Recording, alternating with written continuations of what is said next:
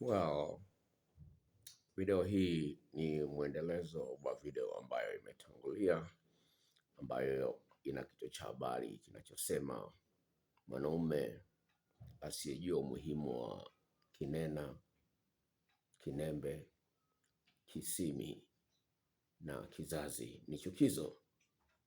Video hiyo nimeiweka hapa, na katika kutafakari nikakumbuka dada wawili in fact. Dada mmoja ameondoka kwenye ndoa yenye watoto wawili, na kilichosababisha nipigie simu, kuna kitabu changu ambacho nimekiandika, na namba yangu nilikuwa nimeweka kwenye hiyo kitabu hicho. Namba hiyo ya simu nimeiweka, kitabu kinachoitwa Jinsi ya Kushinda Usaliti katika Mahusiano ya Kimapenzi. Hajaniangalia hapa YouTube, huyo dada kanipigia simu,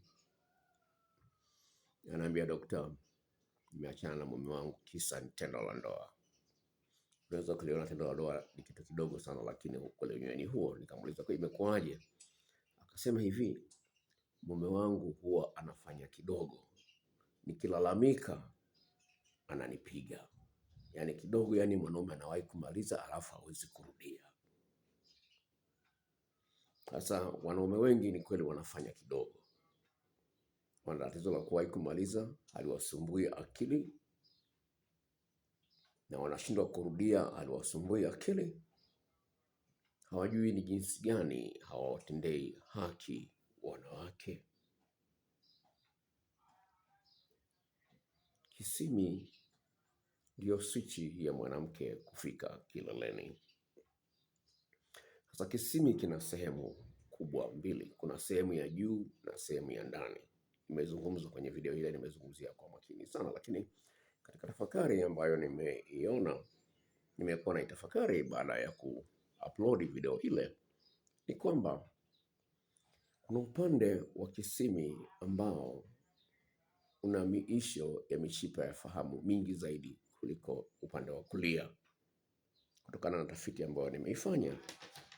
Na mwanamke mmoja akasema, mimi sipendi mwanaume akiguse kisimi chenyewe moja kwa moja.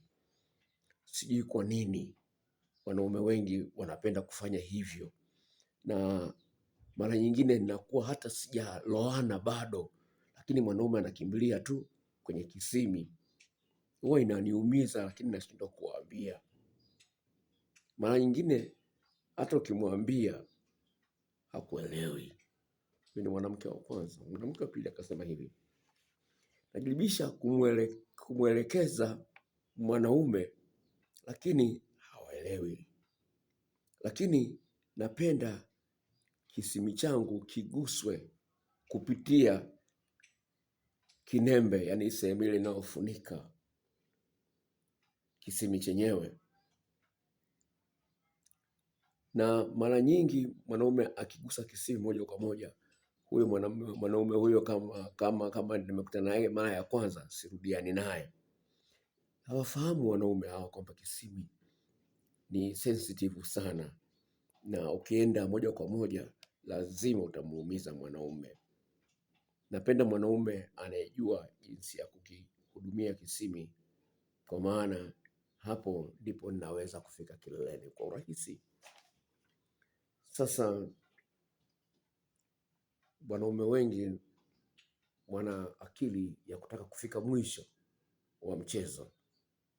Kwa hiyo atafanya haraka haraka ili anaona kwamba anajua, atafanya haraka haraka, lakini hajui kwamba anapoteza maksi.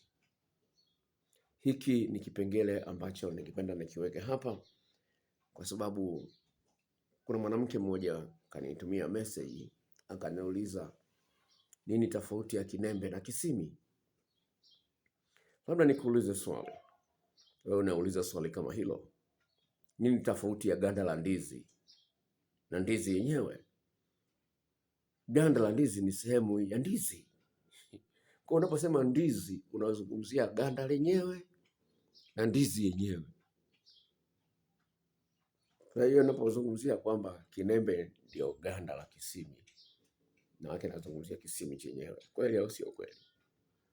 Kuna jambo la msingi fahamu, mwanaume unayeangalia video hii, kwamba mke wako anahitaji utumie ufundi wa kutosha katika kuchezea kisimi, kwa sababu ile ndio swichi ya kumsaidia mwanamke afike kileleni. Sasa shida iliyopo ni kwamba ukikimbilia tu na kwanza na kwenye kisimi, utamuumiza na utamuondoa kwenye mudi, utakata hisia za huyu mwanamke. Muandae katika maeneo mengine yote. Maeneo mengine kama nilivyozungumza ni kwamba mwanamke ana maeneo 17 na kila eneo lina ufundi wake. Kuna jambo la msingi ujue unaanzia wapi. Unaanzia huku kwenye maeneo mengine tofauti kabla hujafika kwenye kisimi, kwa sababu kisimi ni very sensitive. Kisimi kina miisho ya mishipa ya fahamu isiyopungua 8,000. Kwa hiyo usikurupuke tu na kwenda kwenye kisimi, utamuumiza huyu mwanamke. Na vile vile kuna tofauti ya wanawake, vile wanawake wanatofautiana. Ukubwa wa visimi vile vile unatofautiana. Kwenye kisimi kidogo anahitaji maandalizi mengi sana ili kisimi kivimbe, na kinapovimba ile miisho ya mishipa fahamu inakuwa iko nje, kwa hiyo inakuwa ni rahisi kufika huyu mwanamke kileleni. Kwa hiyo mwenye kisimi kidogo, tafadhali sana naye vile vile uheshimu hali alionayo. Hilo ni jambo la msingi, usikidharau kwa sababu ni kidogo. No, ni kidogo lakini kina nguvu ile ile. Sasa mwanaume ambaye na mwanadamu ambaye ni mfupi wa kimo, akiwa mfupi wa kimo haimaanishi kwamba hana akili. Akili zimo zile zile kama mwanaume mrefu. Anaweza kawa na mbao mkubwa kuliko hata mwanaume mrefu, lakini ni mfupi. Kwa hiyo usidharau ule udogo alionao, sawa, wa kile kisimi. Kwa hiyo jitahidi umuandae kwa muda mrefu kwanza kabla hujafika kwenye kisimi. Hilo ni jambo ambalo ningependa nilisisitize. Lakini lingine ambalo lipo, kutokana na tofauti za kimaumbile kati ya mwanamke na mwanamke, usifikirie kwa sababu ilikuwa rahisi kufikisha kileleni Aisha itakuwa ni rahisi kufikisha kileleni Ashura. Lazima ufahamu kwamba kuna tofauti. Kwa hiyo lazima ufanye testing, majaribio, uangalie Ashura inakuaje, anapokeaje na Aisha anapokeaje. Kinyume na hapo utaanza kumlaumu mwanamke, wewe unayo unachukua muda mrefu sana kufika kileleni. No, sio kweli kama anachukua muda mrefu kufika kileleni, ni wewe ufundi wako hautoshi. Kama mtu ambaye hajui Kiingereza, karatasi imeandikwa maneno mazuri sana, lakini kwa sababu hajui Kiingereza ataipotezea ile karatasi sababu hajui.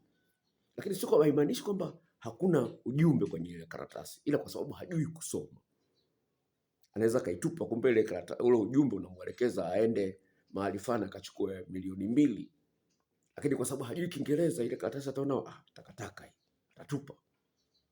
Kadhalika mwanaume ambaye hajui kisimi na umuhimu wake na kinembe na umuhimu wake. Kwa hiyo jifunze kuchezea vizuri vizuri, uweze kufahamu kwamba ni kwa staili gani mwanamke huyu anafurahia kuchezewa kisimi chake, kwa spidi gani, kwa pressure gani. La mwisho, katika tofauti hiyo ya maumbile kati ya mwanamke na mwanamke, kutoka kwenye tundu lile ambalo unaingiza uume wako mpaka kwenye kisimi, iwapo umbali unazidi sentimita 2.5, mwanamke huyu atapata shida sana kufika kileleni, kwa sababu utashindwa kusugua switch ya mwanamke huyu kufika kileleni. Nazungumza hii ni sayansi, sawa, usifikiri nazungumza hadithi za paka na panya hapa. Kwa hiyo anahitaji mkao maalum. Kuna mkao maalum ambao unapokuwa umemwingilia hapo hapo unasugua na kisimi, unaitwa coital alignment technique. Ni mkao maalum sana wa kumsaidia mwanamke afike kileleni kwa kuingiliwa. Kama nilivyozungumza, kisimi ndio swichi ya kufikisha mwanamke kileleni. Sasa usipojua umuhimu wa kisimi na kinembe, utapata shida sana kufanya mwanamke afike kileleni. Tafiti za kisayansi zinaonyesha kwamba 67% ya wanawake, 67% ya wanawake wanadanganya wanaume kwamba wamefika kileleni. Ni idadi kubwa. Kwa hiyo usidanganywe, na wanaume wengi hawajui mwanamke aliyefika kileleni anaonyesha ishara gani na yule ambaye anadanganya anaonyesha ishara gani. Utatombewa shauri lako, nimekuambia.